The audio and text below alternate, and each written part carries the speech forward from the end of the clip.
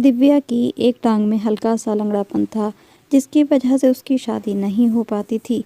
फिर एक दिन एक जगह पर उसकी शादी इस शर्त पर हो गई कि उसके पिता हर महीने लड़के को खर्च दिया करेंगे। दिव्या का पति विक्रम हर महीने उसके पिता से लाखों रुपए मांग लेता। कुछ साल बाद दिव्या के पिता की मौत हो गई तो उसके पति ने दिव्या को घर से निकाल दिया। वह सड़क पर चल रही थी, पीछे से गाड़ी ने उसे धक्का दिया और वह गिरकर बेहोश हो गई। जब उसे होश आया तो अपनी हालत देखकर उसका कलेजा फट गया, क्योंकि उसके पूरे जिस्म पर उसे अपना एक एक कदम 100 मन जितना भारी लग रहा था। उसने जितनी मुश्किल से हाथ उठाकर दरवाजे की बेल बजाई, वह सिर्फ वही जानती थी। गर्मी में थोड़ी देर इंतज़ार के बाद दरवाज़ा खुल गया। सामने उसकी बहन थी, जो उसे देखकर हैरानी से बोली, दिव्या, इतनी दोपहर में तुम? सब कुछ ठीक तो है ना? दिव्या ने उसे हाथ से पीछे किया। उसमें ताकत बिल्कुल ख़त्म होकर रह गई थी। वह सीधा जाकर सोफे पर ढह गई। अचानक ही माँ ने भी उससे सवाल किया, सब कुछ ठीक तो है ना? क्या विक्रम तुम्हें छोड़कर गया है? दिव्या ने कहा, एक गिलास पानी पिला दो, फिर अगली बात होगी। उसकी माँ बौखलाई हुई थी कि पता नहीं क्या हो गया है जो दिव्या इस तरह से रो रही है। उन्होंने जल्दी से दिव्या को पानी पिलाया और दिव्या ने सुकून का सांस लिया और फिर अपने कमरे में चली गई। उसकी माँ पीछे से उसे बार बार पूछे जा रही थी, क्या बात है, कुछ तो बताओ। सिर्फ दिव्या ने एक ही जवाब दिया कि अभी मैं कुछ देर सोना चाहती हूँ, उसके बाद बात करूँगी। दरवाज़ा अंदर से बंद कर लिया और उसके बाद उसने जो आंसू विक्रम के घर से लेकर अब तक अपने अंदर रोके हुए थे, उन्हें अब किसी तरह बहाना चाहती थी। जब वह खूब दिल खोलकर रो चुकी, दिल में जो भड़ास थी उसको आंसुओं की शक्ल में बाहर निकाल कर काफ़ी देर के बाद दिव्या ने अपने आप को आईने में देखा तो आंखें सूजी हुई थी। उसके बाद बाहर निकली और नहाकर साफ कपड़े पहने और वह अपने बिस्तर पर न जाने कब उसकी आंख लग गई, उसे पता ही नहीं चला। दरवाज़ा बजने की आवाज़ पर आंख खुली। उठकर देखा तो उसके पिता अशोक जी थे। उसे प्यार से देखकर बोले, सब कुछ ठीक तो है? इस तरह अचानक आई हो और अपनी माँ को भी कुछ नहीं बताया। पीछे ही उसकी माँ भी दुखी सी खड़ी थी। उसने अपने पिता से कहा, मुझे आपसे बात करनी है पिताजी, लेकिन सर में बहुत दर्द हो रहा है, क्या चाय मिल जाएगी? माँ साथ ही खड़ी थी। साथ में खड़ी माँ को कहा। उसने कहा तो उसकी माँ समझकर सिर हिलाते हुए कमरे से चली गई कि शायद दिव्या उनके सामने अपने पिता से बात नहीं करना चाहती। उसके पिता ने दरवाज़ा बंद किया और कहा, बताओ क्या बात है? दिव्या ने अपने पिता को पूरी बात नहीं बताई, सिर्फ इतना ही कहा कि मेरे और विक्रम की लड़ाई हो गई है। वह छोटी छोटी बातों पर बहुत ज़्यादा गुस्सा करता है। आज भी कुछ ख़ास लड़ाई नहीं थी, वह बस मुझे घर से निकालना चाहता था और उसने ऐसा किया है।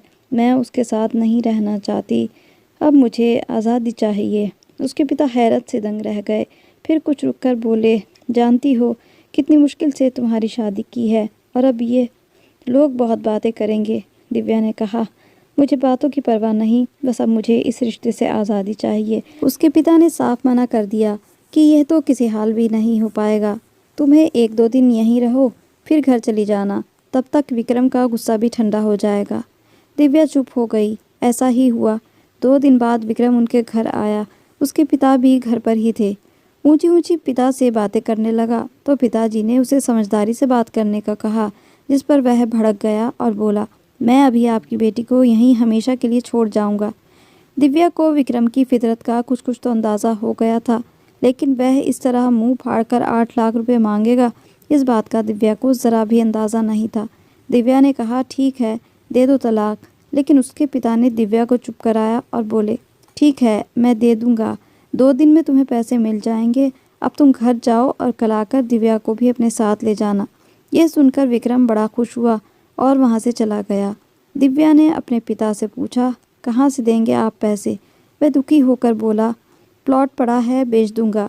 यह सुनकर दिव्या कहने लगी, ऐसे कैसे हो सकता है? कोई इतना अच्छा भी इस दुनिया में होता है? वह अपने पिता के बारे में बस यही बातें सोचती रही। उसने फैसला कर लिया कि कुछ भी हो, अगर मेरे माता पिता मेरा घर बसाने के लिए इतनी कोशिश कर रहे हैं तो मैं क्यों नहीं कर सकती। मुझे भी कोशिश करनी पड़ेगी और जहाँ तक होगा अपने घर को बचा कर रखूँगी। दिव्या ने अपनी चेक बुक उठाई और 8 लाख का चेक काटकर अपने पिता के हाथ पर रख दिया। वह हैरानी से बोले, ये क्यों दे रही हो? दिव्या ने कहा, पिताजी बहुत हो गया, आपने सगे पिता से बढ़कर मेरे लिए किया, लेकिन मैं अब आपको और ज़्यादा परेशान नहीं करना चाहती। तो ठीक ही है, आप मेरी बात मान लीजिए। क्या बात? उसके पिता हैरान लग रहे थे। दिव्या ने उन्हें चेक थमाया और कहा कि बस आप ये चेक विक्रम को दे देना तो ये मामला ठंडा हो जाएगा। पिता ने मना किया कि इसकी कोई ज़रूरत नहीं, पहले भी तुमसे कुछ नहीं लिया तो अब कैसे लूँ? तुम रखो, मैं इसे ये रकम दे दूँगा। लेकिन दिव्या ज़िद करने लगी कि बस अब मैं इन पैसों का क्या करूँगी, आप रखिए। काफ़ी ज़िद करने के बाद उसके पिता ने वह चेक पकड़ लिया और अगले ही दिन विक्रम उसे घर वापस ले आया। उन दिनों दिव्या को विक्रम से नफ़रत सी हो गई थी। पहले वह किसी अच्छे इंसान जैसा लगता था जिसने उसकी टांग का लंगड़ापन नहीं देखा और उससे शादी कर ली और अपने घर ले आया। लेकिन अब इस हरकत के बाद विक्रम दिव्या की नज़रों में गिर चुका था पूरी तरह। विक्रम वह चेक लेने के बाद बहुत खुश था। बार बार उसके सामने अपनी खुशी जताता नहीं थक रहा था। कहने लगा, वैसे तो तुम लोग मिडिल क्लास से लगते हो, लेकिन लगता है तुम्हारे बाप के पास बहुत पैसा है, जो एक ही दिन में 8 लाख का चेक काट कर मेरी हथेली पर रख दिया। दिव्या चुपचाप उसकी बात सुनती रही, फिर कमरे में जाकर खूब रोई। वह सच कह रहा था। उसके माता पिता औसत दर्जे के थे, लेकिन वह खुद बहुत अमीर थी। करोड़ों की जायदाद उसके नाम थी। वह इंसान जिसे वह पिता बुलाती है, वह उसके असली पिता का ड्राइवर था। एक हादसे में दिव्या के माता पिता दोनों मर चुके थे, लेकिन मरने से कुछ देर पहले दिव्या के पिता के पास कुछ ज़िंदगी के पल थे, तो उन्होंने इस समय दिव्या को अपने ड्राइवर को सौंप दिया था। तो बाद में पता चला कि दिव्या के सगे पिता ने वकील को अपनी वसीयत के हिसाब से सब कुछ बता रखा था। जब तक कि दिव्या बालिग नहीं हो जाती, वह जायदाद उसे नहीं मिल सकती थी। वह जायदाद वैसे ही पड़ी रहती और बड़े होने तक दिव्या का पालन पोषण जो भी करता, वह दौलत या जायदाद उसे भी नहीं मिल सकती थी। बल्कि वकील ने कुछ ऐसा कानून निकाला था, जब तक दिव्या साइन नहीं करती, उसकी जायदाद किसी भी को भी धोखे या फ्रॉड से किसी के पास नहीं जा सकती थी। सिर्फ इतना ही नहीं, उसके असल पिता मरने से पहले उसकी ज़िंदा रहने के सारे इंतज़ाम कर चुके थे। उसने कुछ लोग छोड़ रखे थे। वह कौन थे किसी को भी पता नहीं था। अगर उसके पिता उसे कुछ कहते या कोई भी इंसान उसे तंग करता या उसकी दौलत के पीछे पड़ता, तो वह उसे थाने भिजवा सकते थे। यह कौन सा कानून और कौन सी सुरक्षा थी, दिव्या उसे नहीं जानती थी। लेकिन उसके वकील ने यह सारी बातें दिव्या को समझा दी थी कि अगर किसी ने उसके साथ ज़रा सा भी बुरा किया तो उसका अंजाम बहुत भयानक हो सकता है। बाकी उम्र उसे जेल में काटनी पड़े। लेकिन दिव्या को लगता था कि इस सब की उसे ज़रूरत ही नहीं है। जब दिव्या थोड़ी बड़ी हुई और उसके अंदर समझदारी आई, तो उसे ड्राइवर ने खुद ही दिव्या को बता दिया कि दिव्या उनकी सगी बेटी नहीं। वह हर मुमकिन कोशिश करेगा कि उसे बेटियों से बढ़कर चाहे। जब दिव्या बड़ी हुई, तब थोड़ा बहुत डर था कि शायद उसका यह पिता उसकी जायदाद ना लेना चाहे, पर अगर ऐसा होता तो वह बिल्कुल भी मना ना करती और तुरंत ही उसे अपनी जायदाद उसके नाम कर देती, क्योंकि उन्होंने दिव्या को इतना प्यार से पाला था कि दिव्या उनका कर्ज नहीं चुका सकती थी। लेकिन ऐसा नहीं हुआ। दिव्या को कभी भी ऐसा नहीं लगा कि वह इंसान उसकी जायदाद का लालची है, और 19 या 20 साल के होते ही दिव्या के लिए अच्छा सा रिश्ता देखकर उसकी शादी कर दी। दिव्या ने मना किया तो उसके पिता ने साफ कह दिया, बहुत बड़ी जिम्मेदारी हो तुम, मैं अब तुम्हें अपने साथ रखूँगा तो सभी यही सोचेंगे कि तुम्हारी जायदाद के लालच में तुम्हें अपने साथ रखा हुआ है, इसीलिए ठीक यही है, अपने घर की हो जाओ तुम। अब जब शादी के खर्चे की बात आई तो दिव्या ने अपने पिता से बहुत ज़िद की कि शादी के खर्च के लिए कुछ पैसा तो ले लें। कहने लगी मुझे ये पैसा कहाँ लगाना है, ऐसे ही पड़े रहेंगे, कम से कम अपनी शादी पर तो खर्च कर सकती हूँ। लेकिन उनका यही जवाब था, बेटियाँ अपनी शादियाँ खुद नहीं करती, जहाँ तुम्हारा बाकी खर्च उठाए हैं वहाँ एक शादी करना मेरे लिए बिल्कुल भी मुश्किल नहीं है। परेशान मत हो, मैं कर लूँगा सब कुछ। खैर, रिश्ता देखने की बारी आई तो हर कोई इसका रिश्ता ठुकरा कर चला जाता था, क्योंकि उसके एक पैर में हल्का सा लंगड़ापन था। काफ़ी रिश्ते देखने के बाद भी जब काम ना बना तो पिता कहीं न कहीं से एक रिश्ता ले ही आए। उन्होंने रिश्ते वालों को घर नहीं बुलाया, बल्कि दिव्या से सिर्फ इतना कहा कि बेटी, मैंने एक लड़का देखकर तुम्हारा रिश्ता पक्का कर दिया है। यह सुनकर दिव्या बहुत खुश हुई और हैरान भी कि ऐसे कैसे मान गए वह लोग। पिताजी ने उन्हें मेरे लंगड़ेपन के बारे में बताया तो होगा? तो पिता ने हाँ में सिर हिलाकर कहा, हाँ, हर बात उनको बता दी है। परेशान न हो। 3 महीने तक उसके पिता ने उसके लिए बहुत सारे रिश्ते देखे थे। आखिर में विक्रम का रिश्ता अच्छा लगा तो उसकी शादी कर दी। उसका खर्च भी दिव्या ने देना चाहा, लेकिन वह सगे बाप न होने के बाद भी सगे बाप से बढ़कर थे। एक पैसा तक नहीं लिया और बहुत अच्छे से अपनी हैसियत के हिसाब से उसकी विदाई कर दी। दिव्या भी खुश थी, बल्कि एक तरह से तो उस दौलत को भूल ही चुकी थी जो उसके सगे पिता ने उसके नाम कर छोड़ी थी। विक्रम के घर उसके घर वाले थे, लेकिन दिव्या को वहाँ अजीब तरह के एहसास आते थे।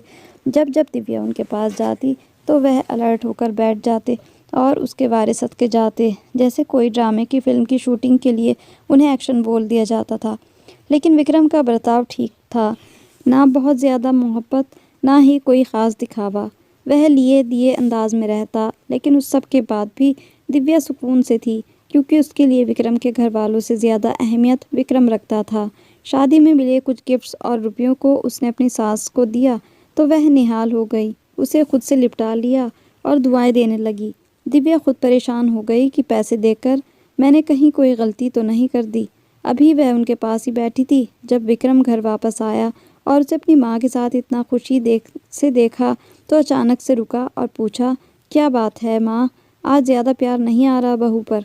सास सटपटा गई, फिर नरमी से बोली, मेरी बहू है, मैं प्यार करूं या गुस्सा? तुम क्यों पूछ रहे हो?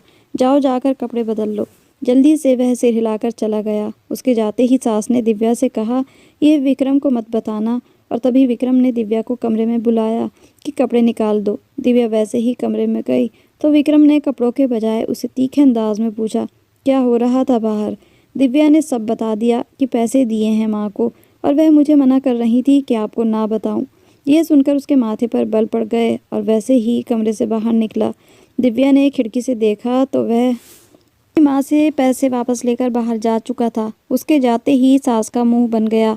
दिव्या ने बाद में कोई भी बात की तो सास ने उसकी किसी बात का सीधे मुंह जवाब नहीं दिया। 3 दिन तो ऐसा ही चला। फिर चौथे दिन सास और ससुर को विक्रम ने लंदन दूसरे भाई के पास भेज दिया। दिव्या भी खुश थी कि चलो अपने घर में राज करूंगी, लेकिन उनके जाते ही विक्रम ने आंखें माथे पर रख लीं और हर बात पर दिव्या के साथ झगड़ा करने लगा। पूछ पूछ कर थक गई क्या हुआ है, लेकिन विक्रम को सिर्फ लड़ने का बहाना चाहिए था। उस दिन भी बिना वजह वह दिव्या से लड़ने के बाद उसे घर से निकाल दिया। दिव्या पहले तो बाहर नहीं निकली, लेकिन उसने जब बाजू पकड़कर घर से बाहर धक्का देकर दरवाज़ा बंद किया तो मजबूरन उसे वापस अपने घर जाना पड़ा। अब पैसे लेने के बाद विक्रम दिव्या के साथ बिल्कुल ठीक था, बिल्कुल वैसे ही जैसे शादी के पहले हफ्ते में था। लेकिन दिव्या उसकी फितरत को जान चुकी थी। 1 हफ्ता गुजरने के बाद उसने दिव्या को फिर से घर से निकाल दिया। इस बार 15 लाख का चेक लेकर आओ, वरना मेरे घर वापस ना आना। दिव्या ने कहा, कहाँ से लाऊं मैं 15 लाख? तो वह बहुत आराम से बोला, अपने पिता से कहो जिसने तुम्हें पहले 8 लाख दिए हैं, 15 लाख भी दे ही सकते हैं। मुझे मोटरसाइकिल का शोरूम बनाना है। कहो अपने पिता से पैसे दे, वरना तुम्हें अपने घर बिठा लें। जब तुमने मेरे किसी काम ही नहीं आना।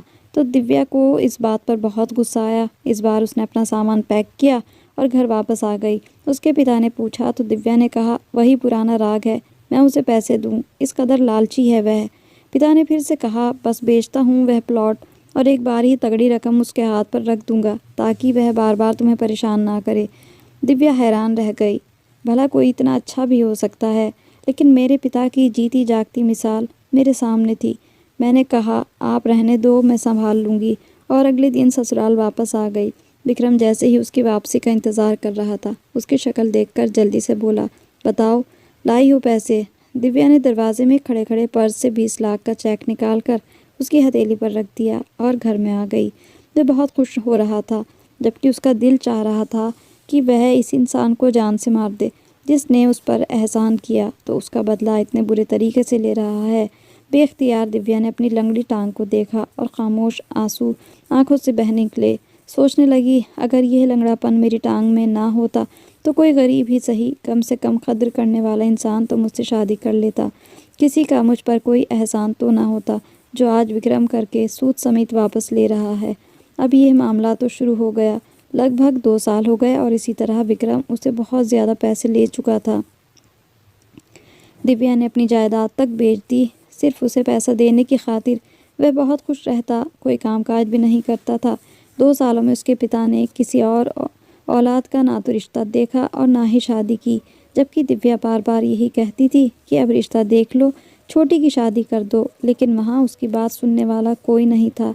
दिव्या भी चुप करके विक्रम को पिता के नाम से पैसे देती रही। वैसे भी वह पैसे दिव्या के ही थे और इतना करने के बाद भी विक्रम दिव्या को इज्जत नहीं दे रहा था। उसकी ज़िंदगी अजाब बन चुकी थी। रुपये पैसे से दिव्या को फ़र्क पड़ना बंद हो गया था। आखिरी बार विक्रम ने उससे 10 लाख मांगे तो उसने कहा, तुम मुझे तलाक दे दो, अब मेरे पिता के पास जितना पैसा था वह ख़त्म हो चुका है। वह चुप करके घर से बाहर निकल गया। दिव्या को उस समय अपना वजूद किसी बोझ से कम नहीं लग रहा था। 2 साल में अपनी सारी जायदाद उसे दे चुकी थी और वह इंसान अभी भी उसे कबूल करने में खुश नहीं था। काश उस दिन अपने माता पिता के साथ कार हादसे में मैं भी मर जाती। अब ऐसे ही ख्याल उसके मन में आ रहे थे। तो अब क्या होगा आगे? क्या विक्रम फिर से दिव्या को घर से निकाल देगा या फिर दिव्या अपने पिता से पैसे लेकर फिर से आएगी? और यह सिलसिला कब तक चलता रहेगा? इस कहानी का अंत बहुत ही मज़ेदार होने वाला है, इसीलिए भाग 2 को देखना बिल्कुल भी ना भूलें और अगले भाग के साथ फिर से मिलेंगे। तब तक के लिए goodbye and thanks for watching.